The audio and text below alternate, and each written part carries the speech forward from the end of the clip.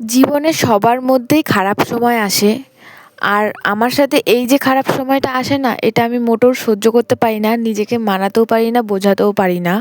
আর এই খারাপ সময়টা হলো আমার হাসব্যান্ড যখন কাজের থেকে বাড়ি আসে আর বাড়ি থেকে যখন কাজে যায় সেই টাইমটা আর ওই কয়েকদিন কাটানো আমার যে এত কষ্টকর আর একটা খারাপ মুহূর্ত চলে আসে না, আমি নিজেকে কোনো মতেই গুছাতে পারি না, নিজেকে কোনো মতেই বোঝাতে পারি না।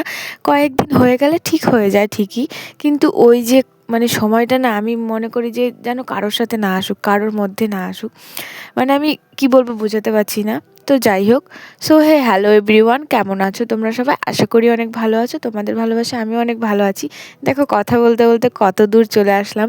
প্রথমত স্টেশনে চলে এসেছি, আমার হাজব্যান্ড কাজে চলে যাবে আজকে। আর আমার হাজব্যান্ডের সাথে আমিও বেরিয়েছি, কেননা আমিও বাপের বাড়ি যাবো আর ভাইকেও দিয়ে আসবো। আর আমিও কিছু ফর্ম আছে সেটা ফিল আপ করে জমা দিয়ে তারপরে বাড়ি আসবো। তো সেই কারণে দেখো, কথা বলতে বলতে ট্রেনে উঠেছি, টোটো করে একদম চলে এসেছি বাড়িতে। আর বাড়ি এসে দেখো, চেঞ্জও করতে পারিনি। বাবা বলছে কি ডাব কেটে দিই, বসে বসে খা। আর বাবা মা রাস্তাতেই দাঁড়িয়েছিল আমরা আসছিলাম বলে, তো সেগুলো তোমাদের সাথে শেয়ার করতে পারিনি। যাই হোক, আর এই যে দেখো, এখন বাবা আমাকে ডাব কেটে দিয়েছে, সেটা আমি বসে বসে খাচ্ছি। আমার জন্যও বাড়িতে পাঠিয়েছে, শ্বশুর বাড়িতে, আবার এই বাড়িতেও রেখে দিয়েছে, আমি আসবো খাবো সেই কারণে। আর এখন তো এবার আমার হাজব্যান্ড বাড়ি আসার পর আমার হাজব্যান্ডের সাথে আমার সাথে এই বাড়িতে আসা হয়নি যেহেতু, তো সেই কারণে আর আসা হয়নি, খাওয়া হয়নি, কিন্তু আমি একাই এসেছি তাই খাচ্ছি আজকে। আর এই যে বাবা আমাকে কেটে কেটে দিচ্ছে আর বলছে তুইও কুড়ে, তোর ভাইও কুড়ে, দুজনের মধ্যে কেউই উঠছিস না। তো তারপরে এই যে দেখো, আমার বাবা এদিকে ডাব কেটে দিচ্ছিলো। প্রথমত জলটা খেয়ে নিলাম, তারপরে আবার মালাই খাওয়ার জন্য আবার কেটে দিয়েছে। আর এই যে দেখো, এখন খাচ্ছি, কিন্তু এই মালাইটা মোটেও ভালো না। এটা হচ্ছে তোমার শুকিয়ে গেছে। শুকিয়ে গেছে বলতে এটার মধ্যে জল ছিল না, সেই কারণে এই ডাবটার মধ্যে খেতে ভালো লাগছিল না, এই মালাইটা খেতে ভালো লাগছিল না, এটা শুকিয়ে গেছে। এটা দিয়ে অন্য কিছু খেলে ভালো লাগবে, কিন্তু মা খেয়ে নিয়েছিল। আর এই যে এখন বাবা দেখো ওই ডাবগুলো থেকে মালাই বের করে দিয়েছে। আর মালাই খেতে খুব ভালো লাগে ডাবের, নারকেলের থেকে জলের থেকেও বেশি ভালো লাগে এই মালাইগুলো চামচ দিয়ে তুলে তুলে খেতে। ছোটোবেলায় কতই না খেয়েছি, এর একটা অন্যরকম স্মৃতি। আর আমার শ্বশুরবাড়ির ওদিকে তো বেশি নারকেল পাওয়াই যায় না, তার জন্য একটু অসুবিধা হয়। আর আমার বাপের বাড়িতে সেই সমস্যাটা নেই, একটাই নারকেল গাছ আছে, কিন্তু নারকেলের অভাবও নেই, যখন প্রয়োজন হয় তখন ওই নারকেল গাছটা থেকে পেরে নেওয়া যায়। আর এই যে এটা খেতে খুব টেস্ট ছিল। আর আমি এখানে দাদাকে বলে দিয়েছিলাম যে ননাকে পাঠিয়ে দিতে, আমি এসেছি আর আমি যতবার আসি ননা তো আসবেই। আর ওর জন্যও নারকেল রেখে দিয়েছি, আমি বলেছি যে নারকেল খাবে, পাঠিয়ে দিতে। তো তারপর দেখি এইদিকে আমি খেয়ে নিচ্ছিলাম আর মা পাশে বসেছিল, সবজি কাটছিল, বাবাও আমাকে এরকম নারকেল কেটে কেটে দিচ্ছিল, মাকে, আমাকে, ভাইকে। তাই বলছিল যে তোরা সবাই কুড়ে, তোরা কেউ উঠছিস না, আমাকে দিয়েই খাটাচ্ছিস, আমি কেটেও দিচ্ছি আবার তোদেরকেও দিচ্ছি। তো সেটার জন্যই বলছিলাম আর কি। আর এই যে এখন আমি খাচ্ছি, দেখো চেঞ্জও করিনি, তার আগেই আমি খেতে বসে পড়েছি। আর আমি ঘরেও ঢুকিনি, এই রাস্তার সাইডেই বসে রয়েছি, আর আমাদের বাড়ি যেহেতু রাস্তার সাইডে, সেই কারণেই আর কি। তারপর দেখো, এখানে আমি ওদেরকে আসতে বলেছি, তাই বাপ বেটা দুজনেই চলে এসেছে। আর এখানে দাদা ননাকে ডাব কেটে দিচ্ছে, আর ননার বলে ঠান্ডা লেগেছে, সেই কারণে এর আগে বাবা একদিন ডাব খেতে বলেছে, ও বলেছে আমার ঠান্ডা লেগেছে, আমি ডাব খাবো না, আমার বেশি ঠান্ডা লেগে যাবে। তারপর আমি ননাদের বাড়িতে এসেছিলাম দেখা করতে বৌদিদের সাথে। তারপর বৌদিদের সাথে দেখা করতে করতে এদিকে দেখি ননাও বাড়িতে চলে এসেছে। তারপর ও আবার আমার সাথে আমাদের বাড়িতে যাচ্ছে, ও জামা কাপড় নিয়ে যাচ্ছে, আমার সাথে স্নান করবে, সেই কারণে আর ও যতবার যায় ততবার আমার সাথে এরকম বাড়ি চলে আসে আমাদের বাড়িতে। তারপর দেখো, বিকেলবেলা এদিকে আমরা সবাই মিলে ঘুরতে বেরিয়েছি, মনীষাকে ফোন করেছিলাম, ও এসেছে। সোনালিদের বাড়ি গেছিলাম, ওদের বাড়ি গিয়ে ও টিউশনি পড়িয়ে তারপরে এই যে সবাই মিলে ঘুরতে বেরিয়েছি। আর এই ভাইটা এসেছে, ওই ভাইটাও খুব ভালো, খুব মিষ্টি ভাই। সেই খালবিল মেলার সময় ওর সাথে দেখা হয়েছিল, তো সেইখান থেকে ও বেশি পরিচয় হয়ে গেছে আমার সাথে। তারপর এই যে দেখো, এখানে সবাই হাই করে দিচ্ছে, আর আমরা এখন একটু বিলের পাড়ের দিকে যাচ্ছি ঘুরতে। ওখান থেকে ঘুরে এসে আবার আমাদের এই সাইডে গেছিলাম। আর এই গাছটা অনেক ভালো লাগছে দেখতে, এটা হচ্ছে কদম গাছ। আর এখানকার মধ্যে এই গাছটা অনেক পুরনো গাছ, এটা আমরা সেই ছোটোবেলা থেকে জন্মানোর আগে থেকে দেখছি, জন্মানোর আগে থেকে গাছ, এটা জন্মানোর পর থেকে দেখছি আর কি।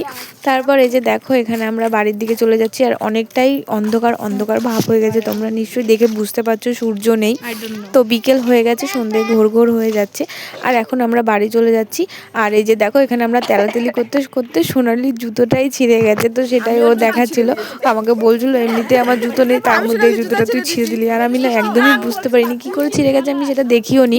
তো ওই বলছিল আমাকে, দেখ জুতোটা ছিঁড়ে দিলি, তো একটুখানি বেঁধে রয়েছে আর কি, আর একটু থাকলেই ছিঁড়ে যেত। আর এদিকে মনীষা ওরা বাড়ি চলে যাবে, আর এদিকে এসে দেখি মা জল ভরছে। তো তারপর আমি একটু তোমাদেরকে দেখিয়ে দিলাম, আর ও বাড়ি চলে যাচ্ছে আর ও আমাকে বলছে অনেক কিছু। দেখা হবে।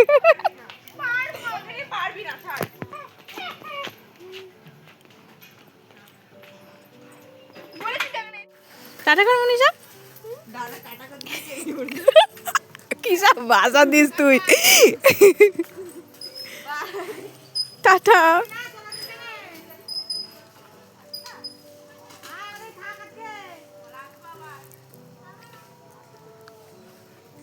তো তোমরা দেখতেই পেলে আমরা এরকমই একটু মজা ঠাট্টা করি। আর অনেকটা ঘোর হয়ে গেছে যেহেতু, তো সেই কারণে ওরাও চলে যাচ্ছে, আর ওদের বাড়িটা একটু দূরে, সেই জন্য ওরা তাড়াতাড়ি চলে যাচ্ছে। তারপর ঘরে এসে দেখি মা সন্ধে দিচ্ছে খুব সুন্দর করে, তাই মার একটু ছোট্ট করে ভিডিও তোমাদের সাথে শেয়ার করলাম। আর এটা হচ্ছে আমার ছোট্ট রাজপ্রাসাদ, এটা আমার বাবা করেছে। এখন বুঝি আমাদের ঘরগুলো কেন এত ছোট হয়, কেন এত কষ্ট হয় বাবার ঘরের জিনিসপত্র কিনতে।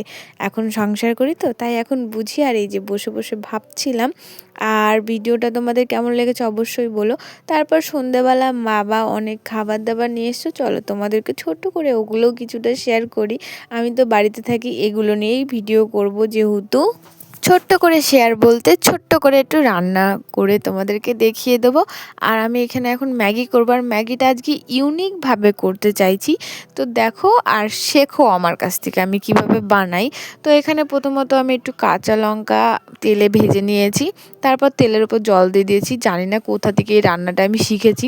তার উপর ম্যাগি দিয়ে দিলাম জলের মধ্যে, ম্যাগিটা হালকা ফুটে এসে তারপরে ওর ওপর ম্যাগিগুলো দিয়ে দিলাম, মানে ম্যাগি মশলা দিয়েছিলাম, এরপর ম্যাগিগুলো দিয়ে দিলাম। আর এদিকে মা রুটি করছে, আর আমার মা খুব সুন্দর রুটি করে, তো খুবই ভালো লাগে মার রুটি খেতে। তারপর এই জায়গায় দেখো আমাদের ম্যাগিটা কমপ্লিট হয়ে গেছে, এবার একটু খেয়ে টেস্ট করা যাক কেমন হয়েছে। আর আমি অল্প করেই নিয়েছি, বেশি ম্যাগি খেতে আমার এখন ভালো লাগে না, কেন জানি না, কিন্তু ম্যাগিটা চলো খেয়ে দেখি আর তোমাদেরকে বলি। ও মা, খেতে গিয়ে দেখি পড়েই গেল ম্যাগিটা, এবার কি হবে। তারপর আবার হাত দিয়ে তুলে আবার বাটিতে রেখে দিলাম, আর আমার মুখের রিয়াকশনটা দেখো, পড়ে গেছে বলে। আমি কত সুন্দর করে একটা ভিডিও ক্লিপ নিতে চাইছিলাম, দেখি টুং করে পড়ে গেল।